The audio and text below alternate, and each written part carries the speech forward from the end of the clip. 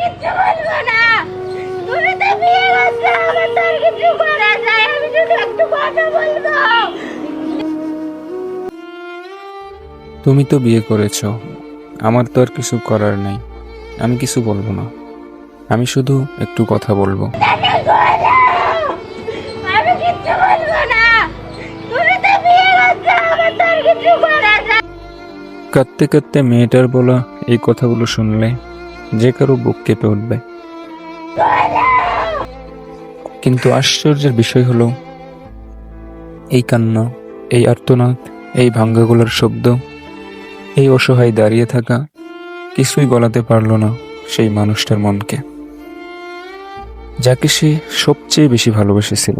ভাবুন তো, একটা মানুষ কতটা ভালোবাসলে নিজের আত্মসম্মান ভুলে যায়, নিজের অভিমান ভুলে গিয়ে, নিজের কষ্ট লুকাতে না পেরে একটা বন্ধ দরজার সামনে দাঁড়িয়ে এভাবে কাঁদতে পারে। সে জানে তার প্রিয় মানুষ অন্য কাউকে বিয়ে করে ফেলেছে। সেটাও জানে এখন তার কোনো অধিকার নেই, না কোনো দাবি, না কোনো অভিযোগ। তাহলে কেন এসেছে? শুধু একটু কথা বলবে বলে, শুধু একবার শুনবে। কেন এমন হলো? এই যে ভালোবাসা, এই গভীর টান, এটাই মানুষকে একা করে দেয়। যে মেয়েটা এক সময় হাসতে হাসতে পৃথিবী ভুলে যেত, আজ সে সবার সামনে দাঁড়িয়ে কাঁদছে। নিজের কষ্ট লুকানোর শক্তিও নেই তার।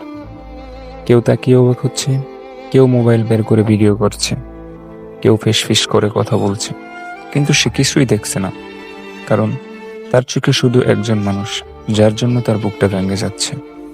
অপরিচিত মানুষ তাকিয়ে কষ্ট পাচ্ছে, অপরিচিত মানুষের মন ভেঙে যাচ্ছে, কিন্তু যার জন্য এত কান্না, যার জন্য এই অবস্থা, যাকে সে এত ভালোবাসে, সেই মানুষটার মন একটুও গড়ল না। আমি কিচ্ছু বলবো না।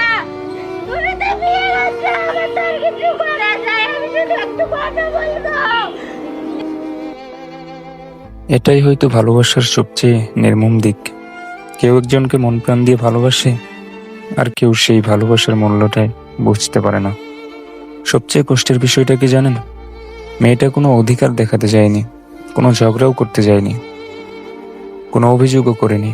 সে শুধু একটু কথা বলতে গিয়েছিল, শুধু একবার জানতে চেয়েছিল তুমি আমাকে ভুলে গেলে কিভাবে। কিন্তু ছেলেটা তার সাথে একটা কথাও বলল না। কিছু ভালোবাসা থাকে যেগুলো শেষ হয় না, শুধু থেমে যায়। কিছু মানুষ থাকে যাদের আমরা হারাই না, কিন্তু তারা আর আমাদের থাকে না। আর কিছু গল্প চিৎকার করে কাঁদে, কিন্তু কেউ শুনে না, ঠিক এই মেয়েটার মতো। প্রিয় দর্শক, আজকের ভিডিও এই পর্যন্তই।